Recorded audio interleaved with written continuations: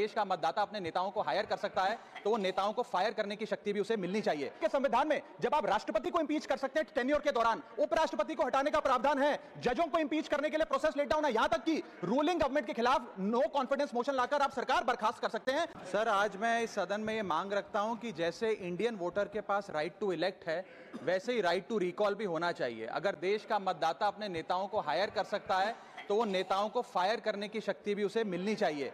Sir, right to recall is a mechanism that empowers the voters to de elect a neta representative before the tenure ends if he fails to discharge his और her duty. Sir, हम MP MLA चुनते हैं, उसके बाद अगर वो काम ना करे, अपने वादे भूल जाए, जनता से दूर हो जाए, तो 5 साल तक इंतजार करने के अलावा जनता के पास कोई ताकत नहीं है। कोई इंटरिम प्रोविजन नहीं, कोई अकाउंटेबिलिटी नहीं, कोई परफॉर्मेंस रिव्यू नहीं, कोई करेक्टिव ऑप्शन नहीं। चुनाव से पहले नेता जनता के पीछे और चुनाव के बाद जनता नेता के पीछे। और सर, 5 साल is too long a period in this day and age. अगर एक गलत फैसला गलत नेता को चुनने का लिया तो लाखों लोगों का भविष्य अंधकार में जाता है और पूरा क्षेत्र पीछे जाता है। Sir, we can trust our voters to elect. हमें अपने मतदाता पे विश्वास करना चाहिए कि वो अपनी गलती बदल भी सके राइट टू रिकॉल की ताकत से।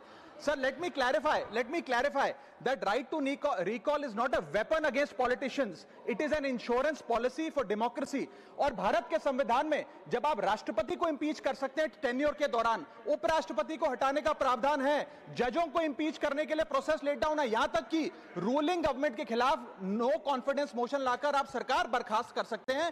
तो एमपी एमएलए अगर आपका नॉन परफॉर्मिंग है तो उसको हटाने के लिए क्यों नहीं राइट टू रिकॉल मतदाता को देना चाहिए। दुनिया की 24 से ज्यादा डेमोक्रेसीज में राइट टू रिकॉल का मैकेनिज्म लागू है, जिसमें यूएस, कनाडा, स्विट्जरलैंड जैसे देश है। मैं आपको उदाहरण देता हूं सर, कैलिफोर्निया में गवर्नर क्रिस डेविस नाम के नेता 2002 में चुने गए।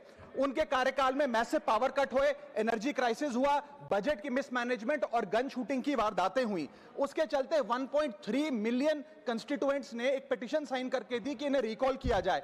वहां के चुनाव आयोग ने रिकॉल वोट कराया 7 अक्टूबर 2003 को और 55% मतदाताओं ने वोट किया कि इस नेता को बर्खास्त किया जाए। ग्रे डेविस को हटाया गया और आर्नल्ड श्वार्ज़नेगर को वहां पे गवर्नर बनाया गया। सर, मैं बता दूं कि हिंदुस्तान में भी इसका प्रेसिडेंट है।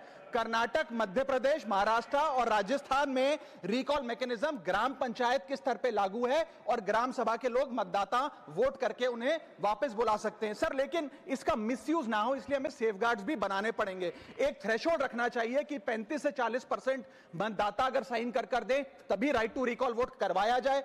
नेता को 18 महीने के लिए परफॉर्मेंस पीरियड देना चाहिए, कूलिंग ऑफ पीरियड, जिसमें उसे ना हटाया जाए। स्पेसिफिक ग्राउंड्स फॉर रिमूवल होने चाहिए ताकि फ्रिवलेस ग्राउंड्स ना हो और रिकॉल कम से कम 50% वोटों के बाद हो। ऐसा होगा तो पार्टियां भी ऐसे लोगों को टिकटें देंगी जो परफॉर्मर्स हो, ना कि नॉन परफॉर्मिंग एसेट, और भारत की डेमोक्रेसी मैच्योर होगी, सिटीजन एम्पावरमेंट बढ़ेगा and recall will give the voter the power to fix that right now. Sir, R Girirajan ji.